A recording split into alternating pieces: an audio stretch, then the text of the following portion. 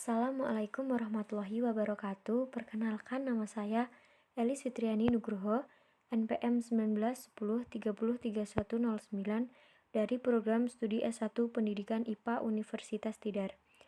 Pada kesempatan kali ini saya akan menjelaskan mengenai proposal penelitian tentang analisis pengaruh metode pembelajaran terhadap hasil belajar siswa kelas 8 SMP. Nah, video ini saya buat untuk memenuhi tugas akhir mata kuliah penelitian kualitatif dan kuantitatif.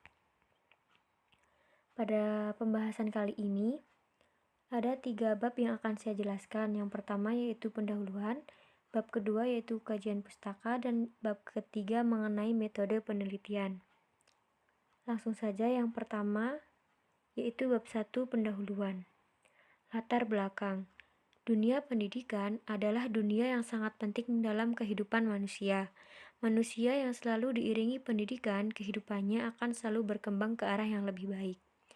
Pemilihan metode pembelajaran yang tepat akan berpengaruh terhadap minat dan motivasi belajar peserta didik. Karena itu, dalam mempertimbangkan suatu metode yang akan diterapkan, perlu memperhatikan atau berpedoman pada tujuan, perbedaan individual, kemampuan dari guru, sifat bahan pelajaran, dan juga situasi kelas. Kelengkapan fasilitas, dan yang tidak kalah penting adalah memperhatikan kelebihan dan kekurangan dari metode pembelajaran yang dipilih. Hal tersebut dilakukan untuk menindaklanjuti atau mencarikan jalan keluar terhadap kekurangan dari metode yang dipilih. Kemudian bab kedua yaitu mengenai tinjauan pustaka. Kajian pustaka. Kegiatan pembelajaran dalam implementasinya mengenal banyak istilah untuk menggambarkan cara mengajar yang akan dilakukan oleh guru. Begitu banyak jenis metode pembelajaran yang bertujuan untuk meningkatkan kualitas pembelajaran menjadi lebih baik. Para ahli pengajaran menganggap bahwa metodologi pengajaran sebagai ilmu bantu yang tidak dapat berdiri sendiri, tetapi berfungsi membantu bidang-bidang lain dalam proses pembelajaran. Siswa dapat berprestasi sesuai yang diharapkan apabila memperhatikan hal-hal yang menjadi pertimbangan dalam penentuan suatu metode seperti pemilihan metode pembelajaran yang tepat dengan memperhatikan kondisi atau situasi kelas pada saat akan melaksanakan proses belajar mengajar. Hal tersebut dilakukan agar metode yang telah diterapkan dalam pembelajaran dapat berjalan sebagaimana mestinya. Metode yang dipilih diharapkan mampu membantu guru dalam mengelola pembelajaran yang berlangsung, sehingga fungsi dan peranan dari metode dalam pengajaran dapat dirasakan oleh guru yang menerapkannya dalam pembelajaran.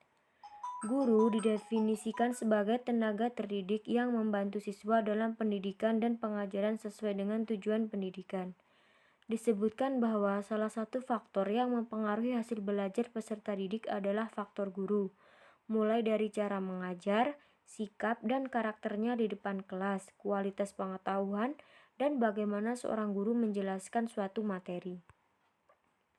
Kemudian pada bab ketiga yaitu mengenai metode penelitian. Yang pertama ada metode penelitian.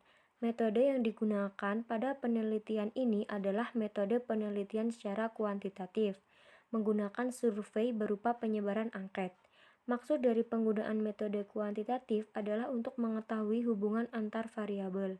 Penelitian dengan menggunakan metode kuantitatif adalah sebuah cara pendekatan yang bertujuan untuk menguji teori objektif dengan memeriksa hubungan antar variabel satu dengan yang lain. Yang kemudian selanjutnya yaitu prosedur penelitian. Prosedur penelitian yang digunakan dalam penelitian ini yaitu yang pertama membuat kisi-kisi penelitian, yang kedua menyusun angket, yang ketiga menyebar angket, dan yang keempat mengolah data. Yang ketiga ada instrumen penelitian. Penelitian ini dilakukan pada peserta didik kelas 8 SMP dan diambil sampel secara acak pada perwakilan kelas. Dilakukan dengan menggunakan angket atau kuesioner yang dibagikan kepada dua kelompok siswa dengan pembagian kelompok yaitu kelompok dengan nilai di atas KKM dan siswa dengan nilai di bawah KKM agar didapat data yang relevan dan sesuai dengan keadaan di lapangan. Angket ini diberikan agar dapat mengetahui bagaimana pengaruh metode belajar terhadap hasil belajar siswa. Selanjutnya yaitu teknik analisis data. Pengumpulan data yang digunakan yaitu menggunakan metode pengumpulan data secara observas dengan teknik menggunakan angket, sehingga akan diketahui dan mendapatkan fakta yang relevan yang akan digunakan untuk analisis data. Sekian penjelasan dari saya, kurang lebihnya mohon maaf. Terima kasih. Wassalamualaikum warahmatullahi wabarakatuh.